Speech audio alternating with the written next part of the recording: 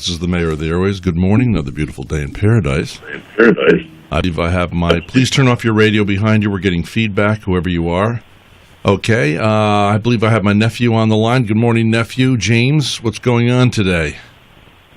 Morning, Uncle Rhett. How you doing? All right. Give us a lead into who we're going to talk to. We are talking to Susan Friel Wiliams, and forgive me if I mispronounced that. She is the Vice President of the American Adoption Congress. She is one of 2 Florida state representatives.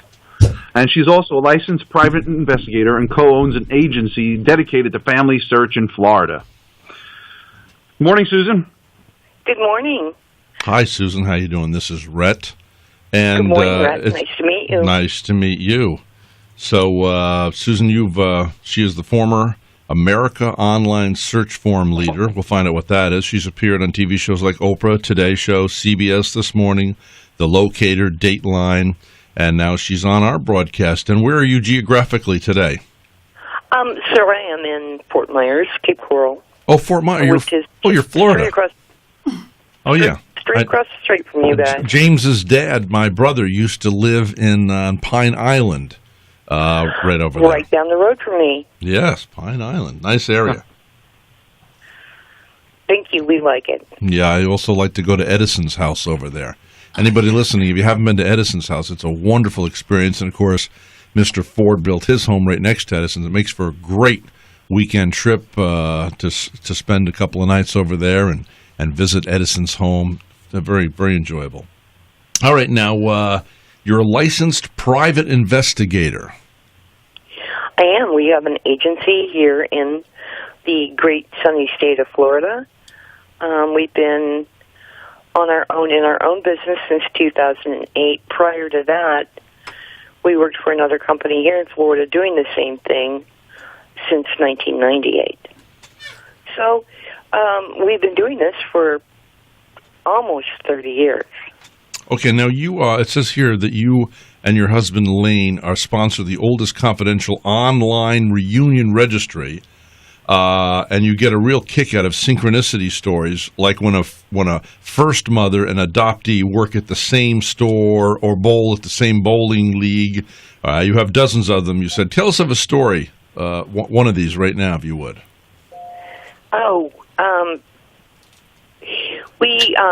I had worked with an adoptee once in Manhattan, and her biological birth mother and father had married after she had been born, and they lived on like a block of brownstones.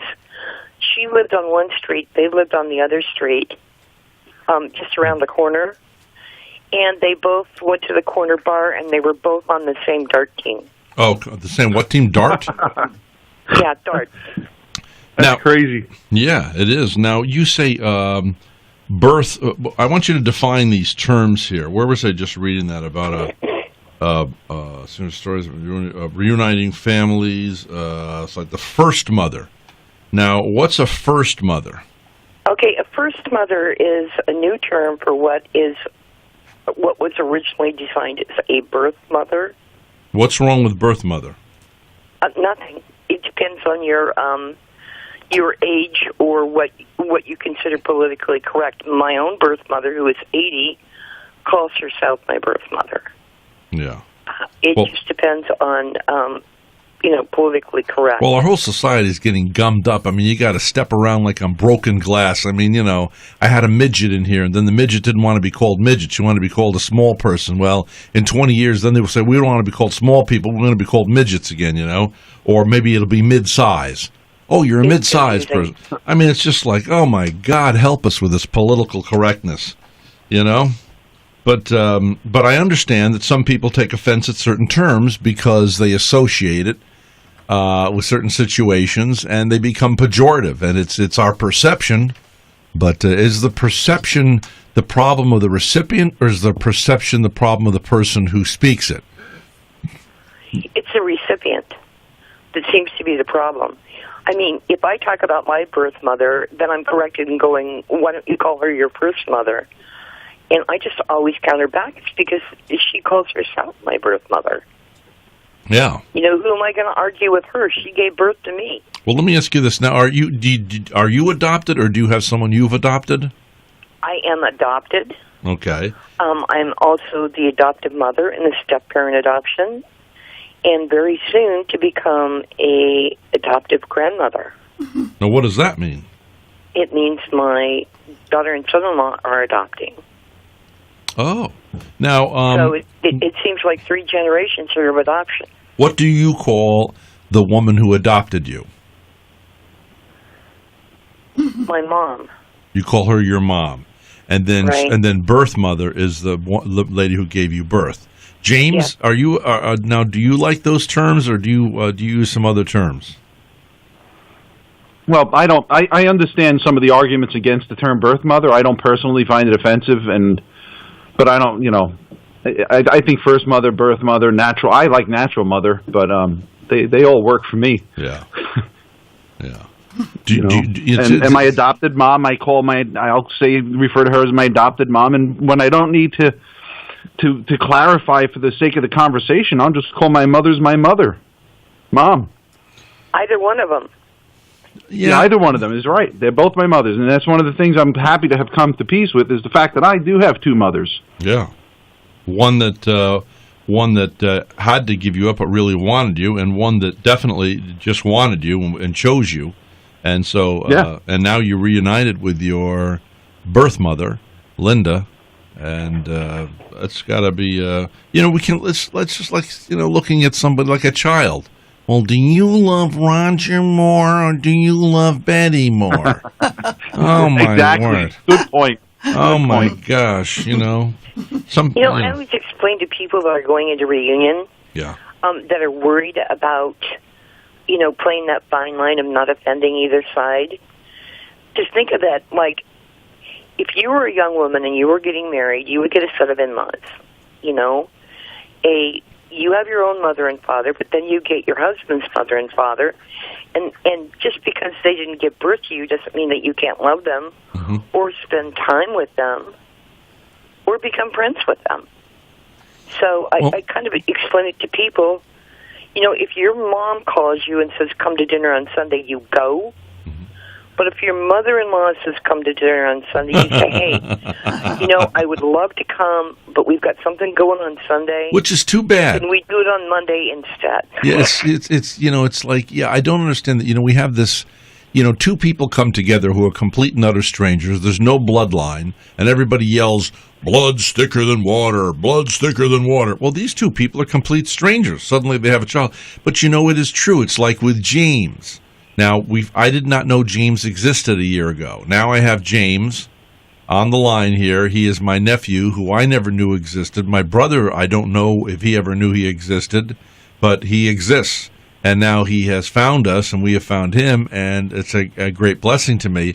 But because he is my brother's blood, which means my blood flows in his veins and his and mine or whatever, and so this means like his sons are my brother's grandsons, and it's hard. I'm looking at these kids, and I'm going, they're not just 2 strange boys. I don't mean that they're strange. I mean that they're strange to me. That could be misconstrued there. Oh, it definitely was misconstrued. But they're actually nice boys. They're very intelligent. Yep. They're very good looking. I mean, my brother would be so proud, as he is with his other 2 grandchildren he never knew existed, Elijah and Joan, over on the other coast. So my brother obviously got around back in the 60s. And all 4 of them are gentlemen. All 4 of them are very good in school. All 4 of them are just amazing. And it's hard to go, like Luke is I think Luke embraces me somewhat. Jimmy, the older boy, he's a little distant. He's like, who's this strange dude coming in here? I don't know. You can tell and he doesn't realize yet that, hey, bucko, you're my blood. Like it or not.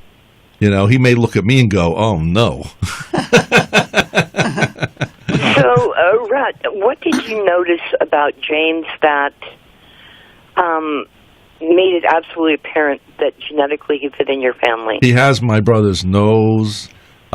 He has my father's curly hair. He has my brother could never grow a full beard. It had little bald spots. He has the exact same, and I always was trying to tell my brother, would you just shave that mess off? Because, I'm the more conservative one. He was the one that was more the hippie. He ended up living on he had hair down the middle of touched his butt for years and years, and I wanted him to cut it off. And he was he's smart like James is, but he was going to be a dental surgeon. He was a straight A student. He was handsome. He had all kinds of girlfriends, obviously. And and then he decided to quit. The last time I would see him alive, up at Amelia Island, where he had docked his boat for a short time, I said, we went out to lunch, and I said, why did you spend your life on a sailboat? You were running. You were 19 years of age.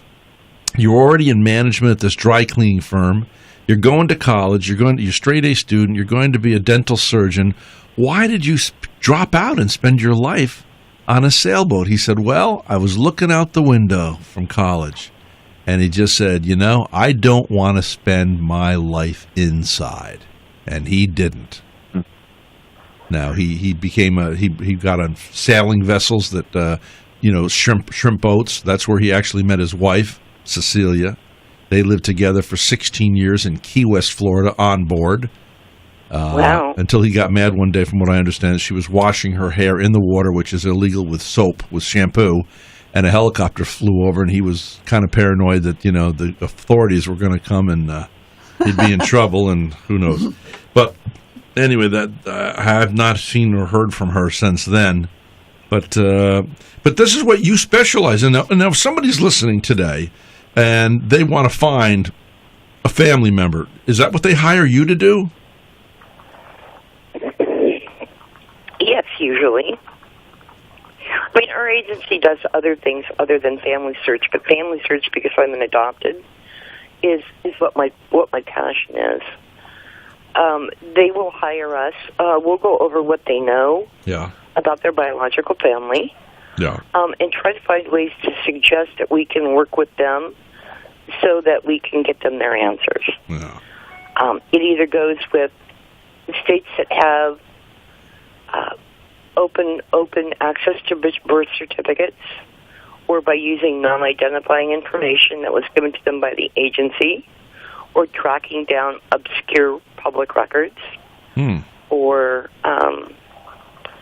using DNA. We have a great genetic genealogy team.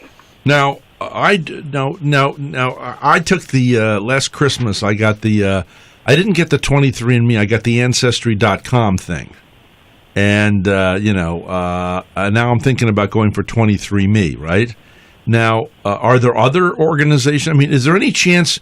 I was telling my nephew here, James, that I was hopeful that maybe I have a child out there, and he said, well, most likely that person would have popped up when he did his DNA thing. Is that true, or does there remain? It's true. He would have matched with the family.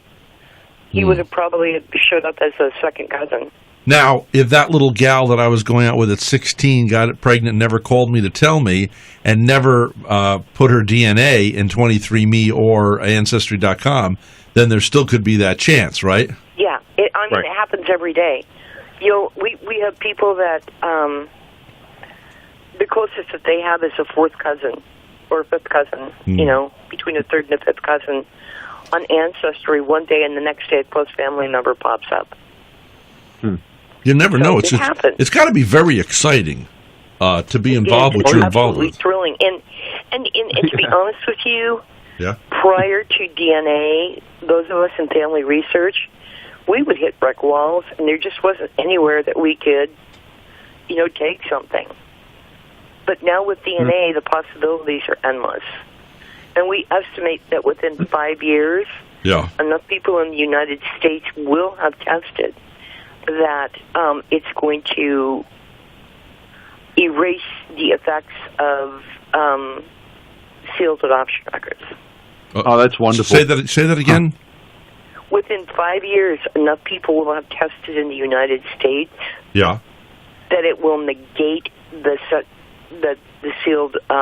who are these people? Who the hell does anybody think they are to keep somebody from finding out who their birth parents are, or birth parents wanting to find their child. I mean, who the hell thinks they have the right to put walls up? It just amazes me, the audacity. You're elected officials.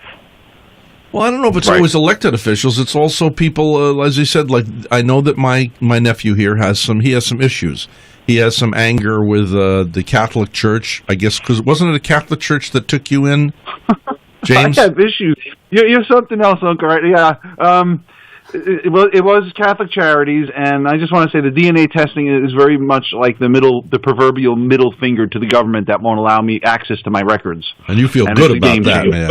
You see that? Wonderful. See how he expresses that? See how he expresses that? It's the middle finger against the United States government. But you know, well, you keep going. I'm going to get angry at you soon. Oh, I'm expecting that. But you see, I'm not going. But here's the thing. See, I'm not going anywhere. You guys get mad at each other. Guess what? What? You now have a normal relationship. That's right. And too bad. If you don't get mad and get over it, then you haven't reached that point in your relationship that it's normal. And anyway, as I said, I'm not going anywhere. So I'll just come up and I'll stand outside your front door and I'm going to go, James, come at it, Uncle Rhett. I'm not going anywhere. I won't tell you where I'm living now. Listen, here's what I want to know. I know where you're living now. Listen, no, you don't. Yes, I do. I've been to that house. Oh, you have? Yeah. No, you haven't been here. Yes, I have. I've been to that house. All right, well, let's move. You have not been here, but let's move on. Yes, I have. It's right you down. You have not been to my cousin Matthew's house. Yes. Oh, now I told you. No, yes. No, okay. Yes, I have. I've driven right by it. I forget. Matter of fact, I think you drove me. I think you drove me by it. Who the hell says that you can't have your records? We have a legislation that's being introduced in Florida right now. Yeah. House Bill 357. Yeah. Also, with its concurrent Senate Bill 576, that pretty much says that you have to be 40 years old before you can apply for any access to your original birth certificate. What a bunch of crap. That's nonsense. Who the heck? Really? We don't need that bill to pass. State Senator Dennis Baxley introduced Senate Bill 576, and Representative Richard Stark introduced House Bill 357. Why would anybody want... Now, hold on a second. Are they trying to negate this with this new bill, or this new bill says you can't till you're 40? It pretty much says you can't until you're 40. Why would they want to do this at this date? Hold on. Okay. Listen. Hello. Prior to Can you hear me? Hello? Hello? Can you hear me? Okay, because you keep talking over me. I don't know if you can hear me. That happens sometimes with our phone. Can you hear me now? I can. Is it very faint? No. Okay. Okay. Now I forgot what I was going to say. But, okay, go ahead. House Bill... prior to 1977 in Florida, adult adoptees could request a court order to get a copy of their original birth certificate. In 1977, a court case came up which retroactively sealed what had previously been available to adult adoptees, and then it went so that they've been sealed ever since until this bill has been introduced, and it's supposed to be an access bill, but in effect what it is it's a punitive bill for the adoptees that were born prior to 1977. Mm-hmm. And only, not necessarily because of intent, but because the bill is so badly written in that portion that it gives no recourse for what someone prior to 77 can do. And then the middle tier from 77 till whatever are going to have to wait until they're 40 years have passed since their adoption. So and that's you were crazy. adopted from foster care and it was finalized when you were 17, you will have to wait until you're 57 to get access to your original birth certificate. That's Who the hell do these people think they are? Now hold on. There's two sides to every story. So we got 2 minutes left in this segment. What's the other side of the story? You got 30 seconds. Tell me to be the advocate, the devil's advocate. I hate that term. Okay, I want you to be the devil's advocate. Susan, tell me what's the other side? Why are they doing this? I think it's a misguided attempt to make things better. But make things better how? I mean, this bill is so badly written. No, I don't care about how the bill's written. I want to know why they think this. Play the devil's advocate. Forget your agenda. What is their agenda? Why are they doing this? Why do they think it's better? To have their name on a bill that passed. Mm-mm. No. Interesting. That wouldn't be it. No, that wouldn't be it. I mean, come on, you guys. If you want to know how to subvert your enemy, you need to know your enemy. And you two both should know the opposite side completely. Well, first of all, Senator Stark is not a Floridian. He is a New York transplant to Florida. Yeah. He is an adult adoptee. I will give him that. Yeah. But he's very nice.